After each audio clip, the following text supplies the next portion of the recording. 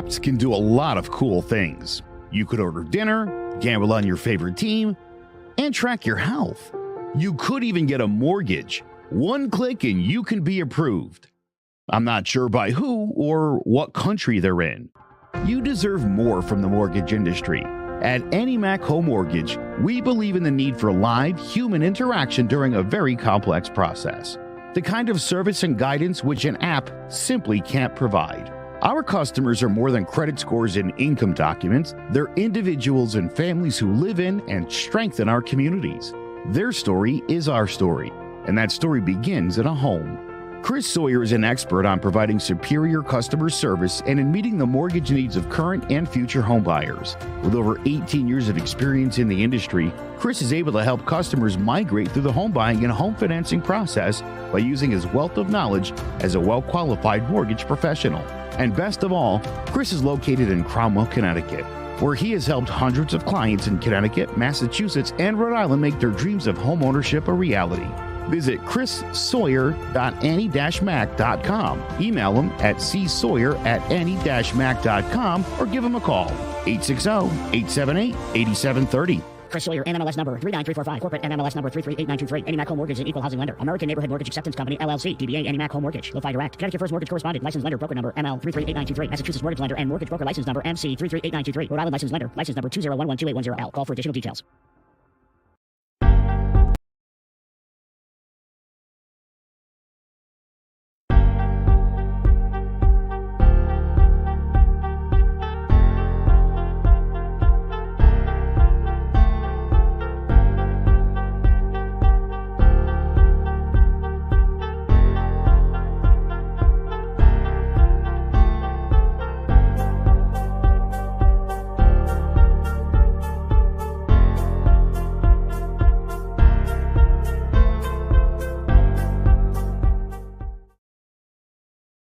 Vamos a mandarle un saludo a Speaking Irria Podcast.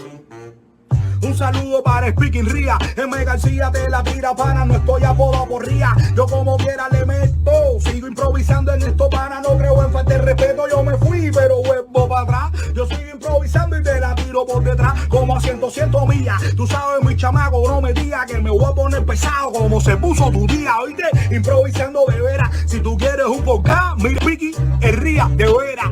Ey, Speaking Ria Podcast. I still trip out when I hear that. Hey, look, that is what happens when you have a guest. They back out at the last minute, and you have to completely redo your show. Hey, look, welcome back. It is Wednesday. It's Speaking It Real with Frank and Carlos. I mean, what could I tell you? Ah, man, it's been a hectic few weeks. Lots of family shindigs. I saw that you were in Georgia. How'd that go? Oh, my goodness. You know, it was one of those things where my dad has a house in Georgia. Yeah, look, Viva la Raza, sketchy. That's right, Speak man. of the devil. The show of what are we? Breakfast tacos. Breakfast tacos, yeah, right. Georgia was good, man. We planned a trip. My dad was going up at last minute. I was like, hey, you know what? I think I'm going to go up there because every now and then, you know, every so often, my dad's like, hey, I need help. And, dude, he's 75 years old, so you got to go help out the old man. Of course. We planned a trip up that way, and at one point, it looked like it wasn't going to happen, and then it happened. My sister joined us, so it was, in all, it was a really, really good, fun trip. My dad was all over the place, you know, so it was great. Can't complain. Good deal, man. Glad you had a good time. Yeah, I had family come down from New York, and being that they were here in the area, I ended up being the designated driver for the family for the whole week. So no matter where we went, I was the chauffeur. It was just taxing, but I was always glad to see them. My aunt's 82 now, so I'm thinking, you know, sadly, I'm probably going to be one of my last visits with her. Hopefully not, but we know what happens after 80. Hey, So it was it was good to have her down, along with my cousin and her son, who I'd never met face to face. oh wow. Like 6 now. Yeah, I mean they live in New York, so we keep in touch, but we don't see each other that often. So yeah, it's been damn, Dwayne doesn't waste time. I'm just talking about family. Damn. I love With motivated another 1% increase in commenters. inflation, what are people doing to skirt by? Looking for innovation ways to save. Listen, Dwayne, we breakfast tacos are a resilient bunch. Yeah, We will Dwayne, thank find you. Thanks for just kicking the show off. You know, This is I Fatty. just you can't help but ask yourself, and I know everybody hates this question, but if Trump would have made that comment, how different would this be? I mean, breakfast tacos, like Well, let's see. Trump would have been called a racist. I mean, You know. it's tiring, Frank. It is tiring. I mean, look, I think All the wood she's is hurt my head after a while, man. Like, ugh. I mean, you know what? Let's just go right into it. You know, I mean, let's break this down. All right. All Let's listen to this. Diversity of this community, as distinct as the Bogotas of the Bronx, as beautiful as the blossoms of Miami, and as unique as the breakfast tacos here in San Antonio. Absolute cringe.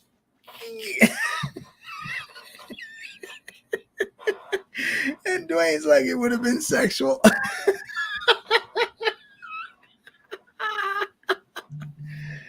I tell you, All right, man. let's see what Dwayne I said. tell you, every day I just want to get up and share a big thank you to the 81 million geniuses who put us in this situation. God bless every one of you.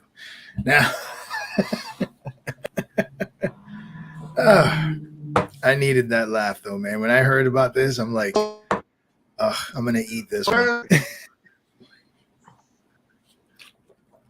You're breaking up a little Well, bit, Frank. that one, because Frank, you're breaking up a little bit. you know, Say that again. no, I'm breaking up a lot. Yeah, no, I can hear you now. You're good. I spoke too soon. Well, I just closed my. So, yeah, you did. Yeah, you did. Yeah. All right. There you go. Wow. I don't know what's happening. My wonderful internet. Gotta upgrade that speed, You man. know, Gotta upgrade that speed. dude, So- I'm on the fastest speed. I think. So, Joe Biden. I think what she was Bogotas. trying to say is that Bogotas, tacos, It's racist. It's blossoms racist. in Miami don't are care. part of Hispanics. Racist. Stop defending her. It's racist. You know? I just want you to know what my 3 years were like. It's racist. Stop defending her. She's racist. And if you don't say it, then you're a racist too. Yeah, I'm done. I don't even know what to tell you, man. I think that her comments were extremely stupid. You know, Not even her comments. That was a prepared speech. She read that. Somebody typed that up for her. I just don't know how you know. I think the story that I read, she was trying to. What's the word I'm looking for? Make comparisons with the certain Latin groups. Okay. And I mean, just the way she went about it, saying the crap she was talking is crazy, though. The real issue is we need to have term limits and get rid of all the career politicians and honestly get some young and diverse thinkers. Our current old white career politicians are way out of touch and they don't know what lie to say. You know, I I'm going to go completely on a agree. limb, even though the majority of them are white. Not all of them are, but even the ones that aren't white that are old are also lousy. They all need to go. And I absolutely agree. I absolutely agree with term limits. But again, you're asking the people who are at the job to create rules that will limit their job. That was probably one of the few things at the start of our democracy that should have been addressed, but it wasn't. And I understand why. Back in the day, it was tough. The frequency and the distance they used to travel, it was just different. And I don't think they put that into perspective and it would get to where we are today. But here we are. There are no term limits, and this is what we get. Our Latinos tacos.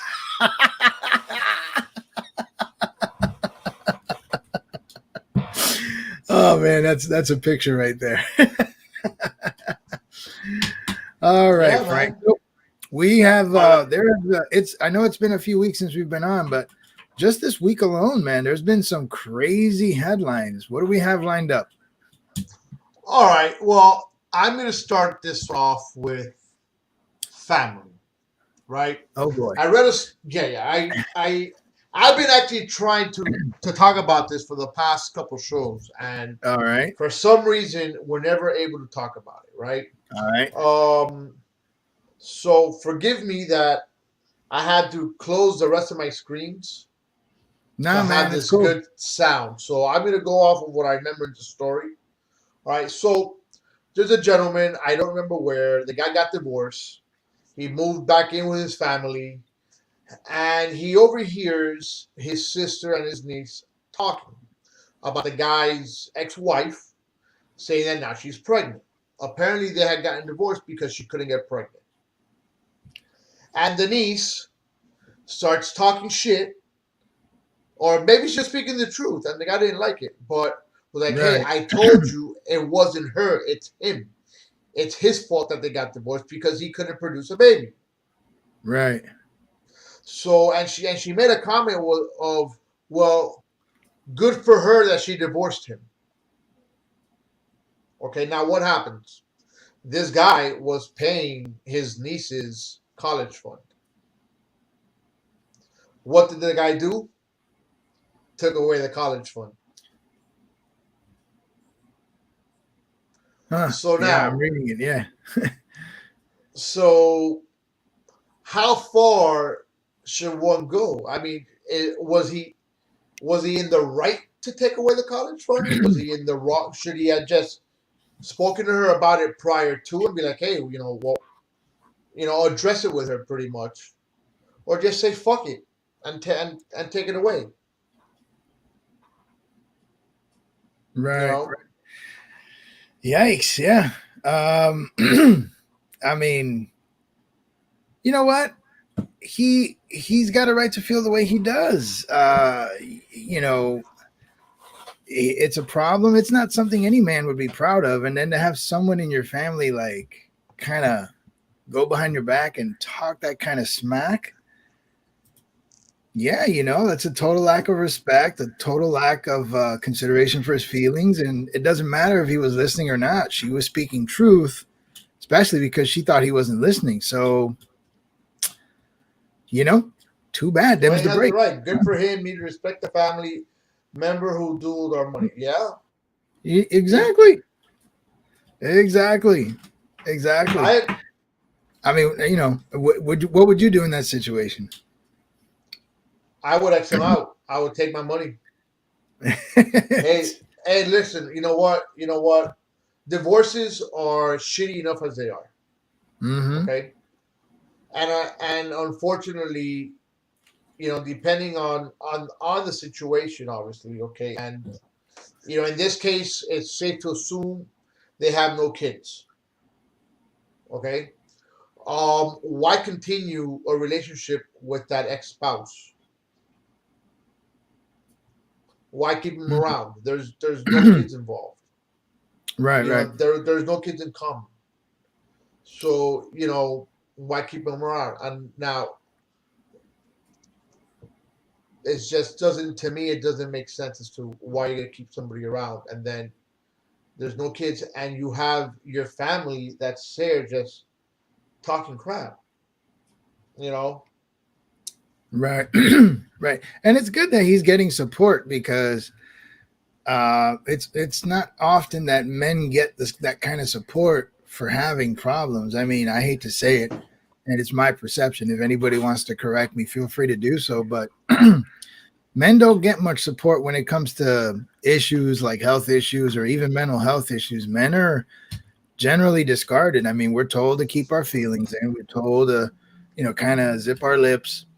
We're always like asked to hold it, things like that. So the fact that he did open up, he expressed it, and he's actually getting support for it is a very good thing. It's a very good thing. I know, we men are prideful and things like that are things like that worry men. I mean, as we get older, Frank, I'm sure, getting older, we start getting concerned about things because we're not what we were in our 20s. So having that issue during your marriage has to be having that kind of support from the community has to be uplifting, considering it's a sensitive topic that he's not able to produce children. So good for him, and I'm glad he's getting that reaction. So Dwayne's asking, what is he getting support for? I think what Carlos is trying to say there is that a support group for the guy. There's not. If I'm reading you correctly, right, Carlos? Yeah. No, you are, because a lot of times men will get mocked for that kind of stuff. They'll get mocked for that. So he's actually getting support from social media of all places, and that's good to see. That's good to see. A lot of people would probably normally respond like, "Man, get over it. She shouldn't be this bad at because of your problems." No, he's getting support for his reaction, and it's a good thing. It's a good thing. So, props to the community for that one. Frank, there's a story that's been out, and I know Dwayne's going to be all up on this one, but feedback is what we're all about. You heard about the story about the bodega worker in New York City. Where I read it up a little bit. So there's this old man running a convenience store, and a gentleman and his girlfriend, I think, walk in, and essentially, while they were shopping there, a confrontation occurs where the guy, not the owner, but the customer, who's a repeat felon, also released like everyone else in New York who commits crimes, they seem to be getting out. Literally goes in and starts accosting the owner and started pushing him around, threatening him, grabbing him by his shirt, throwing him up against the wall so he can sit down. And at one point in the scuffle, bodega owner turned around and stabbed him. And I guess he bled out and eventually died. So Dwayne knows exactly what I'm talking about. And so in a time where in New York City, and I hate to say it, but I'm just say it, in a lot of these liberal cities where you have these people committing all sorts of just offenses and being let go and just they're not really addressing it. The owner or the worker he's the owner. He defends himself, stabs the guy dies, and now he's dealing with murder charges. He had to pay bail to get out. He's still going to go to court. And it's like, and there's footage. There's like clear footage of what this guy was dealing with. He felt threatened. I mean, this guy's like, he's our age, maybe a little bit older even. No, he's probably older. He's older. He's older. I think he's like 61 years old. He's like dealing with this young guy who's like just threatening him and accosting him and tossing him around. He was scared for his life, and he stabbed him and killed him. And now he has to deal with a murder charge. Okay, hold on. Where are we here, Frank? Hold on. So now let's get the whole story. Mm-hmm. We have part of it. I read part of the story. And again, I don't have it in front of me because of my computer issue, but we're going to fix that soon enough. But from what I was reading the story, before all that happened, okay, I believe Simon is the last name of the guy that died. Mm-hmm. His girlfriend walked into the store with her child. Okay. And also, the child tried to take something from the store. The worker grabbed the child. All right. So he doesn't take, so the child wouldn't take anything from the store. Simon's girlfriend, with the mom, started arguing with the guy. I believe the story does also say that the worker did get stabbed. It doesn't say how he got stabbed or by who. So now it goes back to what you're saying, that everything else happened. For me, that's called self-defense. And if you kill somebody in self-defense, I believe that's also considered second degree murder. Maybe not. But it wasn't self-defense. The guy, to me, has every right in his world to defend himself. Mm-hmm. Okay, you're being attacked.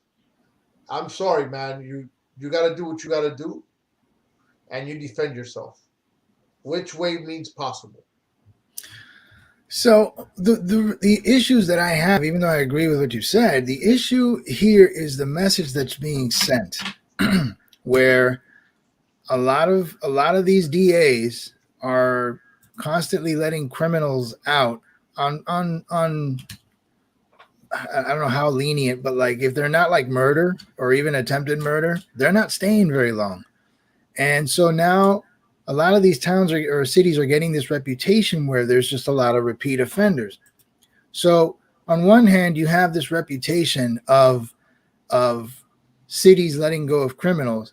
Now you also have this notion that self-defense can land you a murder charge and all this hassle. I mean, if you're a bodega owner, and my uncles are bodega owners in New York City, so I kind of like think about them too. I mean, how do you feel comfortable or feel confident in defending your territory and defending your business when now what you see on TV is when you appropriately defend yourself, you're going to get charged and dragged through the coals, while the people that are committing the crimes, they commit the crime, they get slapped on the wrist, and they're back on the street. So how do we go about this? Because it's a problem that seems to be getting worse. Well, I think the biggest issue lies in a lot of these people or criminals. They're being released because jails are overcrowded. Okay. You think it's because jails are overcrowded? Of course. That's I haven't heard. Hold on. That's what I think. I think that's happens a lot. Plus, they want to try to give people second chances. Now, do we know what the guy's rap sheet was? Do we know how much of a criminal he was? Is it a long rap sheet? Is it a small rap sheet? What did he have? I'd have Build to check more in. jails. That's controversial, Dwayne. We have quite a few of those, but I mean, I don't know. On one hand, criminals can't be feeling comfortable like they are now, and they are. I mean, you've seen the footage week after week, store break-ins, people just going in and stuffing items into their bag because they have like misdemeanor policies that allow for like certain amounts of theft before the cops should even like look into it. Then you also have reduced like police departments. You got all these cities that thought it was a good idea to defund police. So now that there's less police, they unfortunately can't handle the rising crime. I know that defunding the police has been out there, man, but I'll be honest, I don't think the police have really been defunded. You don't think? No, there has been cases of budgets being cut, and budgets get cut everywhere.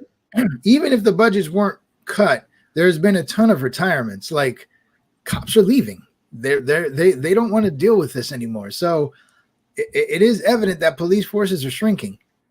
And, right, because people don't want to be cops. Right. They're not getting any support. So, and the criminals know this. The criminals know this. And then when you've got the support you do from the DAs who are slapping your wrist every time you steal $900 worth of something, you'll keep doing it. I would.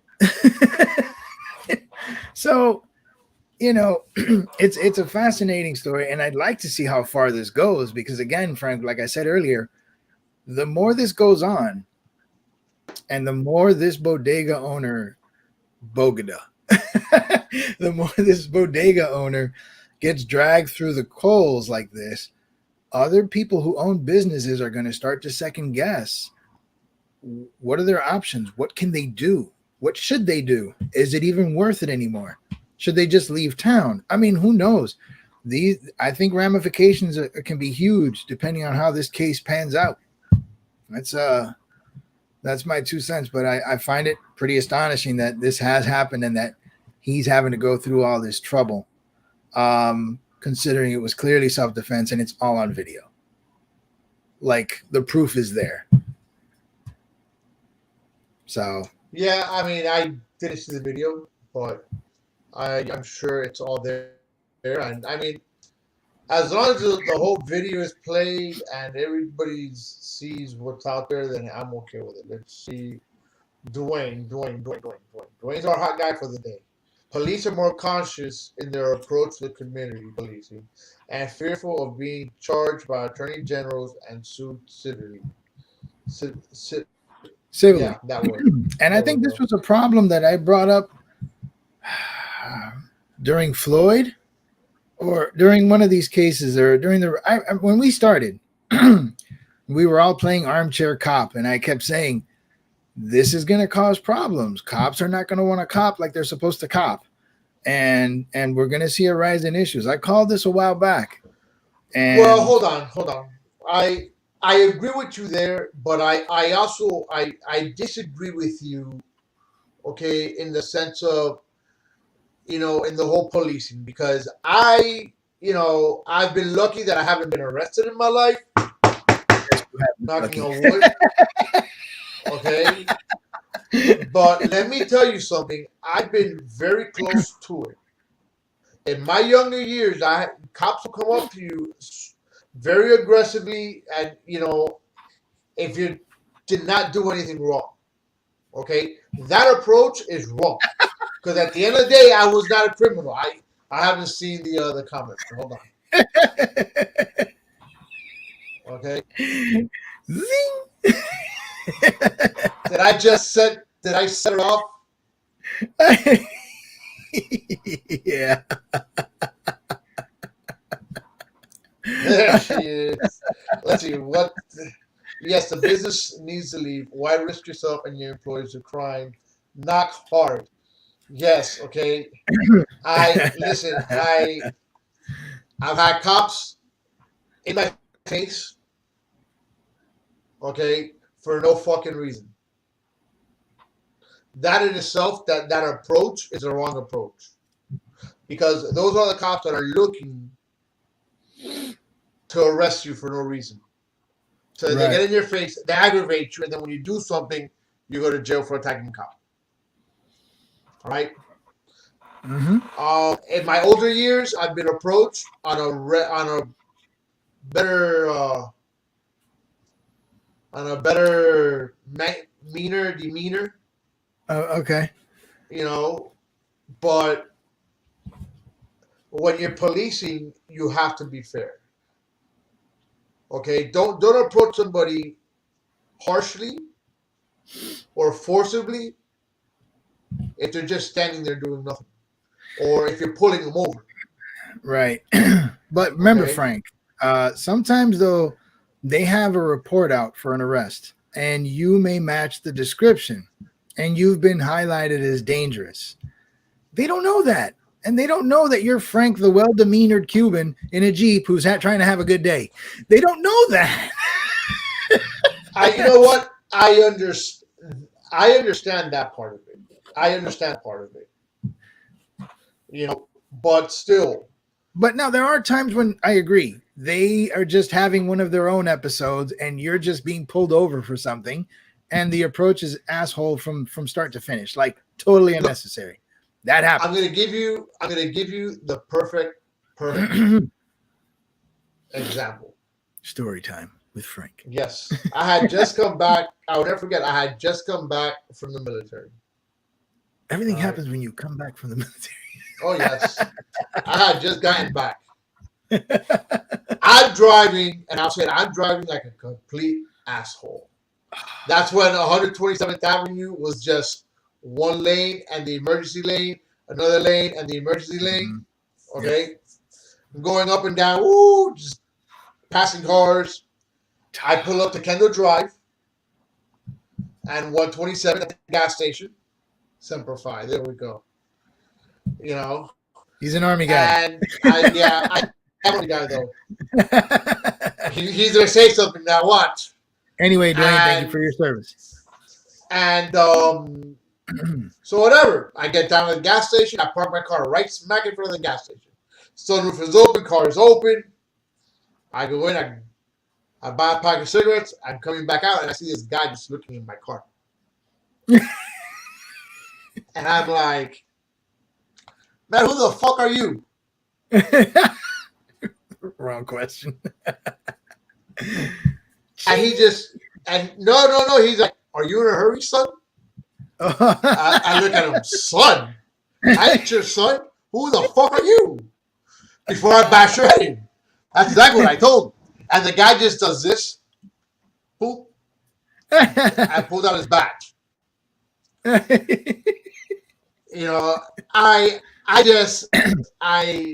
shook my mouth at that moment. Frank realized. At that moment, I realized that I was like, oh, excuse me. I was like, how can I help you? My apologies. I go, my apologies. I didn't know you were an officer. I can imagine this shift in attitude. All right. Like, oh, yeah. Big guy. The guy just goes to me. The guy goes, let me see your license, registration, and insurance. I'm like, sure. Oh, that's funny as hell. Okay, my license, my registration, and my insurance. At this point, I sit in my car and I light up a cigarette. As he now reflects on life. And his bad decisions. Yeah, at that point, I'm like, okay. You know, the guy does one of these to me. Oh, no.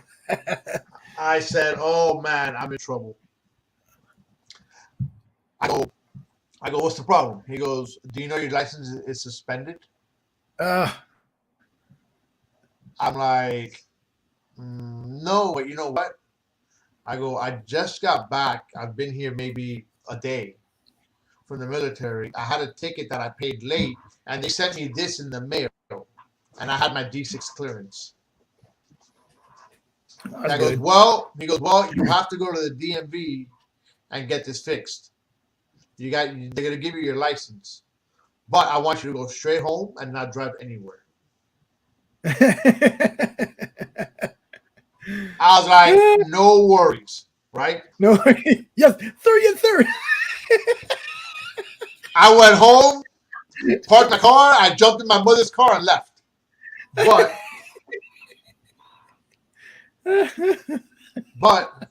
then I now that guy was pretty cool. All right. Yeah. We're gonna take it back now. About before that event, about maybe 5 years. I'm not sure. Do you remember my little black Honda Civic, the little bubble? It was I had an 83 hatchback Honda Civic. Wow, that's tiny. Okay. Yeah. Okay. But I had it slammed to the ground, exhaust, a whole 9 yards. I must have been at this point 8. Nah, you see what I did. I was about 18 years old. Hold on a second, because I'm being brutally interrupted, and I'm trying to figure out what the hell is going on. Let's go to a quick commercial because somebody's just knocking on my door. Profit break. Let's go to, yeah, this will be a quick profit. Just let me find a computer is acting up. The second half of my police story. We will return with Frank and his stories. That's all right. I man, can't find it. I'm still thinking about your face. I'm sorry, officer. Yeah, no, that's. Oh, man. All right. We'll be right back. We can expect another wet summer in Connecticut, and that means more mosquitoes than ever. If you don't have your home serviced for mosquito control and you find you're spending most of your outside time swatting those little pests, or you did have your yard sprayed but you still have bites all over your body, you're in luck. Mosquito Shield of Central Connecticut provides the best value in mosquito control services because of how they treat your yard using the Mosquito Shield tailored treatment system. All mosquito control service is not the same. They don't use a fixed schedule or an identical product, one-size-fits-all service program. You can't control mosquitoes on a set number of sprays or visits. Unlike the competition, Mosquito Shield of Central Connecticut will service you for the season, whatever it takes to provide superior results. The Promise has awarded them an industry-leading customer retention rating of 90%. Visit MosquitoShieldCNCT.com to schedule an appointment with Wade DeCesare and enjoy the rest of the summer mosquito-free.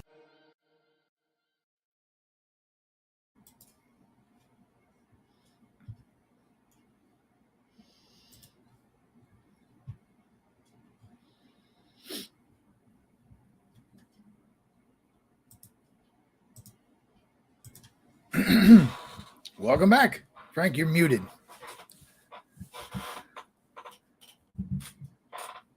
Muted. Like there's a little symbol on the screen that says you're muted. You can't. Okay. While we wait for Frank to fix his issues, Frank, when you come back, you can jump in on your story. There was another story that occurred this week. Actually, I think the story started maybe about a week ago. There was so we've been dealing with a lot with this Roe v. Wade issue. And oh, Frank, you're back. Well, you're not back, but you can hear. Kind of. There you are. You're back. You're Yes. back. All right. I was gonna get into the story about the Ohio girl, but I didn't want to break your flow. If you wanted to go on, Go for it. All right. So while we've all been experiencing the aftermath of the Supreme Court decision regarding Roe v. Wade, a story came out about an Ohio girl, 10 years old, who was raped and impregnated, and she had to travel across state lines to Indiana to get an abortion. When the story broke the news, apparently what I saw was the main point of the story was the fact that the girl had to cross state lines to get an abortion. That was like the point that they were trying to hammer all day long. They had conservative politicians trying to ask them, the basic gotcha questions. Do you support this? Do you support this? Is this what you need? Or, the usual spiel. I know the governor of South Dakota, though, asked an interesting question, and she was like, trying to give her position and, bob and weave like any politician will. But she asked a question. She said, is anyone going to ask about the rapist? And I'm like, that's a damn good point. I mean, sure, there's a tragedy here or a serious situation involving a 10-year-old girl that has to go to another state to handle a procedure. But we're also dealing with somebody who actually did this to her, and no one's talking about it. Worst part was that story, once they got their abortion issue pushed via this 10-year-old girl, the story disappeared. No one talked about it again. And they were starting to ask for verification, like, has anyone reported anything? They started looking and checking for something, and it seemed like nobody has answers. So it almost got to the point where people were believing that this whole story was a hoax because nobody was coming up with any corroboration. And then suddenly today, I think it's today, they found the suspect. And now you got to start asking yourself what's going on. So the suspect, apparently, I don't know how old he is, but I think he's 26 years old, and he's an illegal alien. He's an illegal immigrant. So now you got to start wondering a few things. And this is a very meaty story because you still have the issue about the abortion and the access by jumping state lines. You have the horror that is raping and impregnating a 10-year-old. And now you have an illegal alien who's behind it. And the fact that nobody wanted to touch that.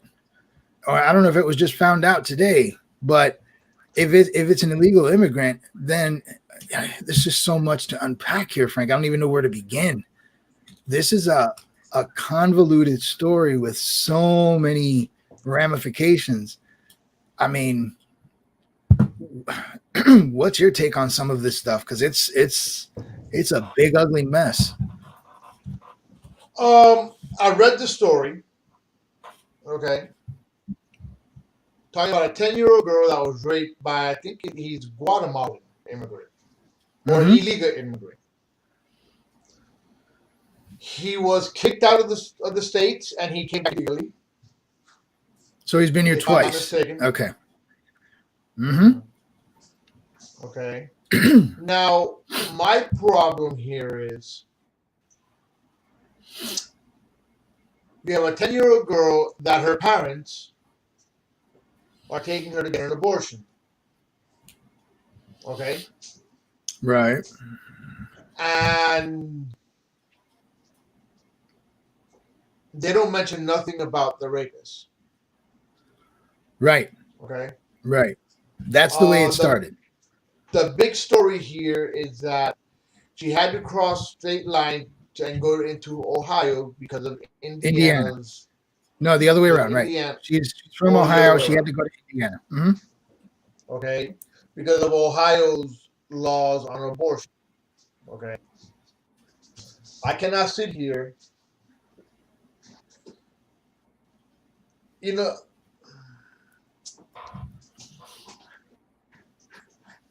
I'm sorry, man. My computer's going super slow, and Carlos, go on with this. Just give me 1 second.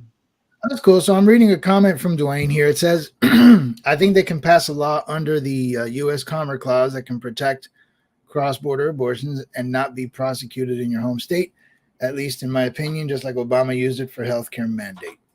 And that's fine. I'm sure someone would counter that with, but why leave the state at all? If she had access, she could have had it right then and there. And so, I mean, that can be sketchy. But I think my issue here, I don't know, there's so many issues. I'd hate to point anything out, really. The event itself is a tragedy. The laws, the abortion laws do shed light on these kind of complications.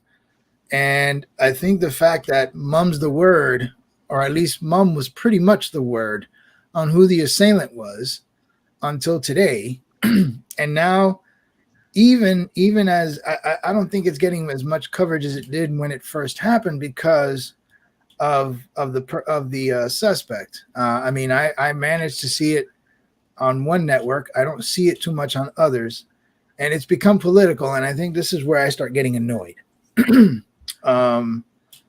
And so, depending on what side of the fence you are on what issue, all of them are in this story. All of them. I mean, this is just a massive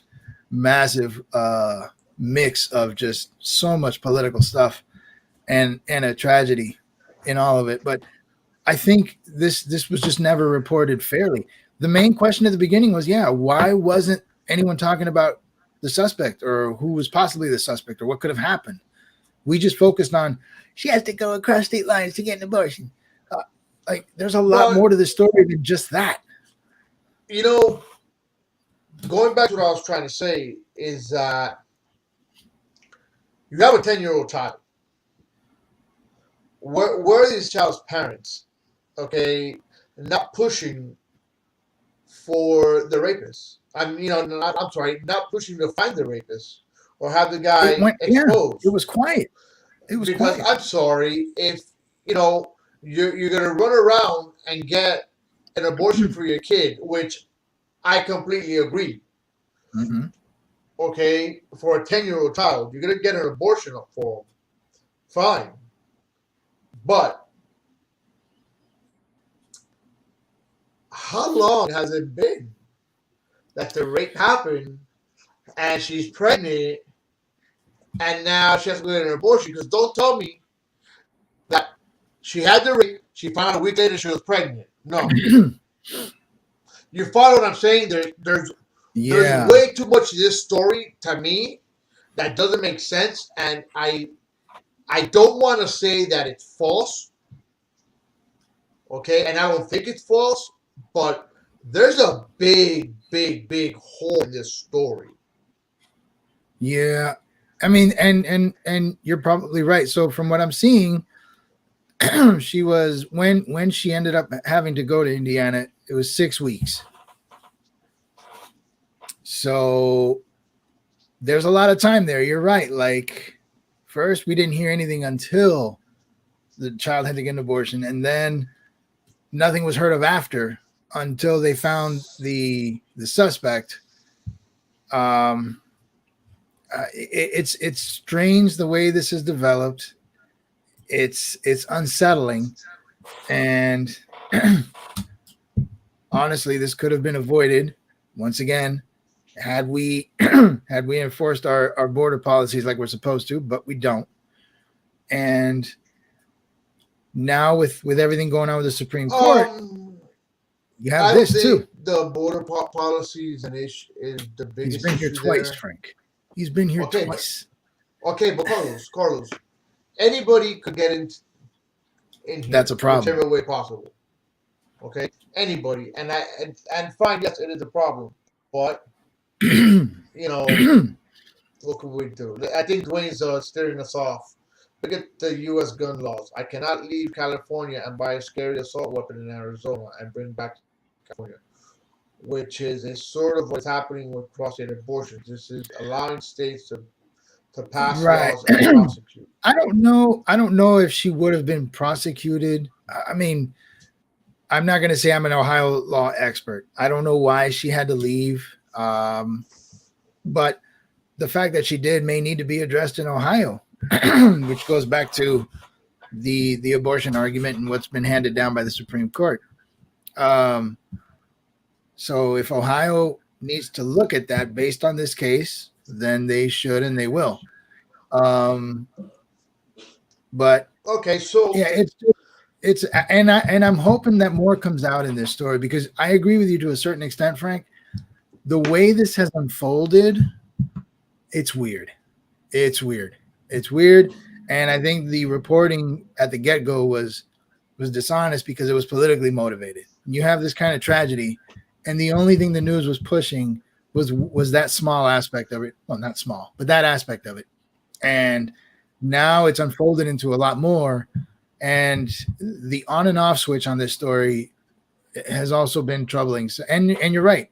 Nothing was mentioned until she had to do what she had to do. So for 6 weeks, that was just nothing.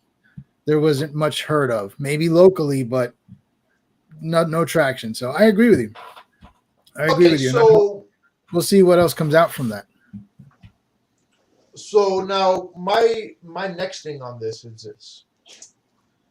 We're gonna go with a female in Dallas, Texas. She was driving in the carpool lane. Okay. She gets pulled over. The cop asks her, where's her partner? Where's the other person in the car? She says, I'm pregnant. That's the person in the car. Loopholes. Oh man. So come tell me now.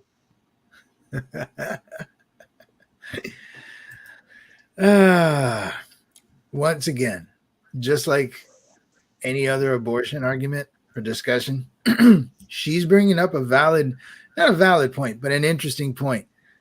We do not have a concrete definition on when a life is a life. When is a person a person? And so it's very clever for her to throw that out there. Like, he's a passenger. You know? And until we can like really narrow down that definition, these stories like these will pop up all the time, I'm sure. But I got to give it to her. That's clever as hell, whether you think she's wrong or not, you know? And she said she's 30. So actually think about it. 34 weeks. That's pretty much, she's ready to pop. She's ready to go. And so what was the final outcome? I think the cop just put his tongue in his ass and kept going. Because what happens is that Texas state law says that a person that's pregnant is carrying a life. A person. So if that's the case, yeah, then you're right. Then so now she can say, "Hey, I'm in the carpool lane because I got somebody else in the car with me." Yeah. Well, that's you know what, that's smart on her for picking up on that. And using that. Okay, there we go. Dwayne's got it. She did get a ticket and will fight in court. Okay. Thank you, Dwayne. Thanks, Dwayne. Well, then I'd like to see what happens because that's interesting. That's pretty awesome.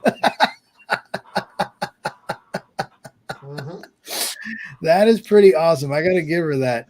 And I'd like to see what the rationale is and what the decision is from the court and what they're going to say. Yeah, no, I think we're going to follow that story closely just to see what it says. Yeah, man. I'd like to see where that goes. And giggles. You know, here we're going to jump into our final thoughts segment today. Carlos, go ahead. Do you have any final thoughts for today? What do you bitch, moan, groan? Just a couple things. I know there won't be a show next week. I will be in Colorado. I haven't gone on vacation.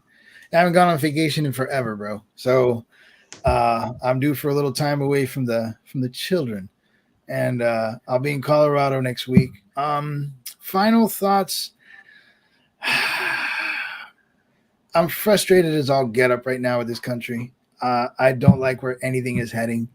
What bugs me is I saw this coming, but I'm just one person. Here we are. I'm hoping things start to turn around. I don't know how they're going to turn around. But yeah, for right now, I'm unhappy with the scenery, and I'm hoping. Shh, Dwayne, stop that. I'm hoping things just start getting better because I know right now everybody's frustrated with prices, with inflation, with just all sorts of nonsense, and I'm hoping things get better here going forward. Those are my final thoughts for today, Frank. Well, I'm gonna say it like this. I know Carlos will be here next week. Hey, look, if anybody out there wants to co-host, wants to be a guest co-host, by all means, shoot me an email, shoot me a text, shoot me a comment, shoot me smoke signals. Right? But what I do ask is that Whoever wants to come on the show can come on the show whenever the hell they please. But keep your word. Ooh. Just reschedule. Ooh. Doing some singing. And I understand things happen. No, you know what? I understand that in life things happen. I get it. But if you've known all day, and we were going back and forth, all right, hey, make the show. If you can't make it, I need to know ahead of time. Because you know what?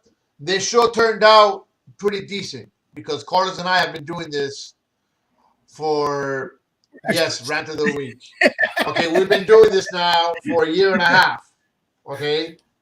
So we came up with stuff on the fly. We said we were going to do a show, and you know what? We're here and we did it. It's that taco pride, baby. What? Hey, man, it could be whatever you want, but I'm very adamant, man. And when you tell me you're going to be on the show, don't come tell me, an hour before the show kicks off. Because Man, Frank's I had so a angry, show he's messing up today. his signal. Yeah, man. I had a show today that I felt was going to rock it. Why? Because we had somebody that is pro-life, very far against abortion. And you know what? I have no issues with that. I respect the choices and the decisions. But I thought that was going to be a real good debate considering, my stance, Carlos' stance, and our audience's stance. As long as everybody's respectful on the show, hey, there's not a problem. Check out Carlos and I. We don't agree on a lot of things. All right, because we don't. We talk about it. And sometimes we do agree on things. Why? Because we talk them out. But whether we agree, whether we don't agree, Carlos and I always speak it real. We Nice. will get you guys next time. You melted that Peace rant out. right in, man. Very good. Yeah, I did. It just happened. See you later, guys. Good night, guys. Speaking the Real Podcast. Vamos a mandarle ahí a Speaking of Real Podcast. Oye, ¿te enteraste del nuevo podcast? ¿Cuál es? De Speaking Real. Speaking is real, normal. Oye, mi inglés está malo, pero Speaking is real es lo mejor, mi hermano. Vengo descargando de antemano para que sepa. Si tú quieres un podcast bueno, mire, Speaking, que se respeta. Para que lo sepas, están duros y le meten. Speaking real, pana, no hay billete, pero sí hay talento para demostrar. Y cuando estemos arriba, todito vamos a ayudar. Well, goodbye.